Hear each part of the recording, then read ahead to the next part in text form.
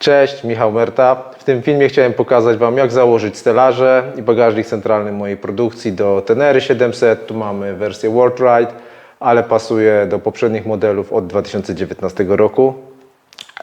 Zaczniemy znowu od tyłu. Najpierw pokażę Wam, jak te stelaże wyglądają, a potem przejdziemy do samej instrukcji montażu. Zestaw bagażowy, który zaprojektowałem do tego motocykla, składa się z dwóch elementów: stelaża bocznego i bagażnika centralnego. Bagażnik centralny można założyć niezależnie od stelaży bocznych.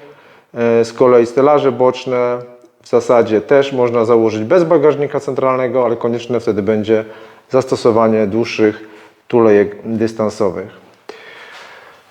Platformę bagażnika wykonałem w taki sposób, aby można było przykręcić tu bezpośrednio kostki monokej do kufrów GIV i Kappa.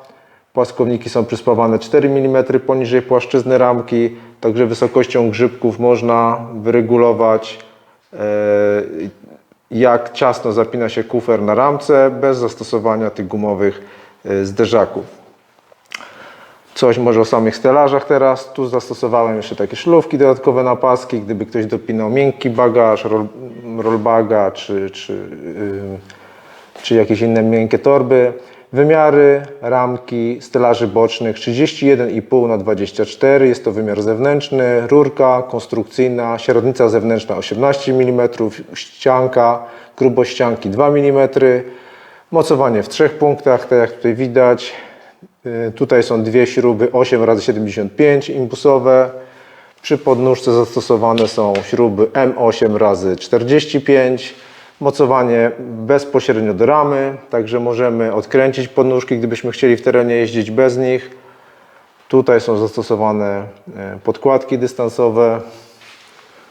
Szerokość stelaża całkowita 56 cm, asymetria 5 cm. Odstęp, który pozostawiłem między ramką a tłumikiem, wynosi 15 mm. Mieszczą się tu palce. To jest przestrzeń na system mocowania. Mocowanie do podnóżki z prawej strony analogicznie, bezpośrednio do ramy. Dobrze, przechodzimy do mocowania stelaży. Pierwszym krokiem będzie zdemontowanie tych grzybków, które służą do zapinania gum. Ja ich tu niestety nie mam, także ich Wam nie pokażę. No ale będziecie je musieli odkręcić. No i kolejnym krokiem będzie założenie tulejek dystansowych 20 mm wysokości, 20 mm średnicy. To jest właśnie takie troszeczkę problematyczne, bo je trzeba tu umieścić, a nic ich jeszcze na tą chwilę nie trzyma. Polecałbym pomóc sobie jakimś prętem, śrubokrętem. Można to wstępnie zabezpieczyć.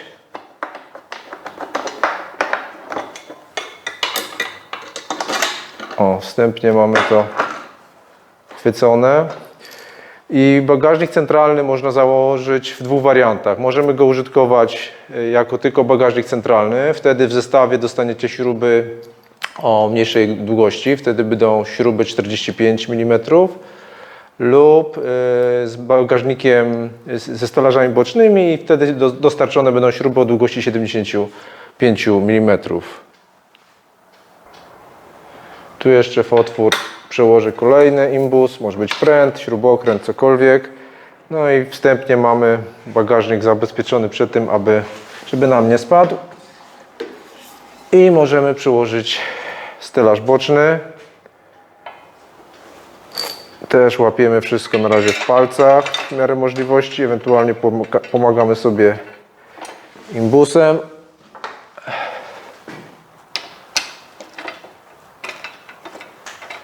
Wstępnie chwycone. Wyciągam to, co służyło stabilizacji. Kolejna śruba M8x75.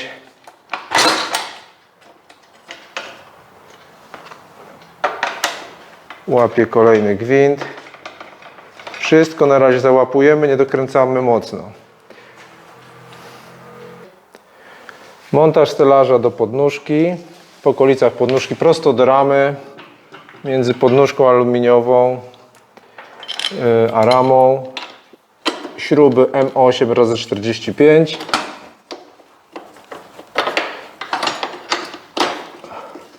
Też łapiemy najpierw w palcach. Pod przednią śrubę między podnóżkę a ramę podkładam podkładkę dystansową 4,5 mm wysokości. Wszystkie podkładki śruby jak zwykle są w zestawie ze stelażami.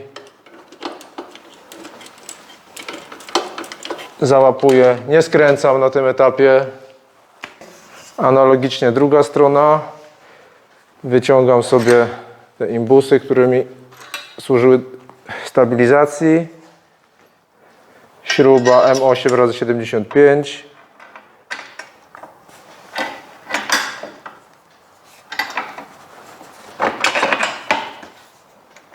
Delikatnie, żeby nic nie porysować.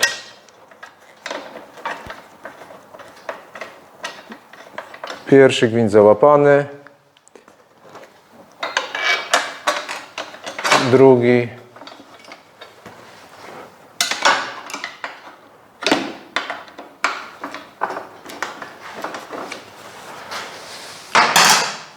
Podnóżka pasażera.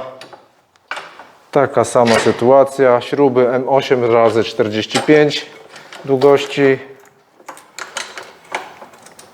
Mogłyby nawet od biedy zostać oryginalne, ale dołączone są do zestawu o 5 mm dłuższe. Podkładka dystansowa między podnóżkę a ramę przy przedniej śrubie.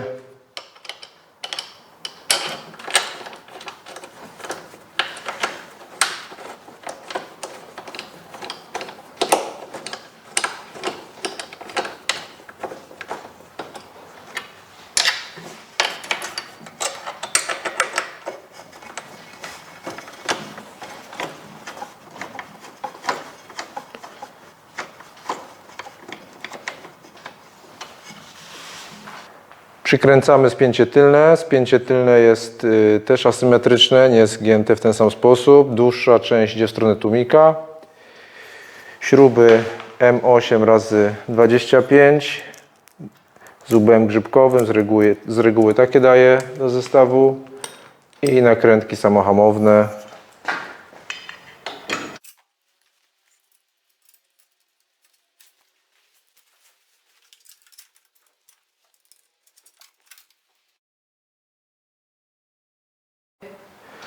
Na tym etapie możemy poprzykręcać już mocniej wszystkie śruby. Ja zaczynam od górnych.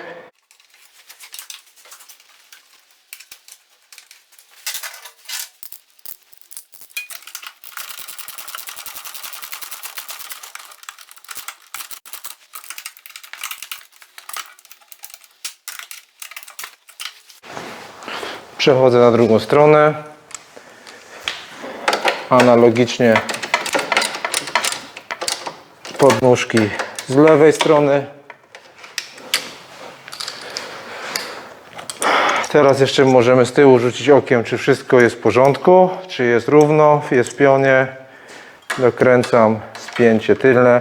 Na tym etapie możemy jeszcze troszeczkę wyrównać stelaż, zobaczyć, czy nie szpanuje. Nie powinien, zawsze sprawdzam każdy jeden stelaż po spawaniu, czy się nie odkształcił. Jedna strona. Druga strona i skręcone. W drogę!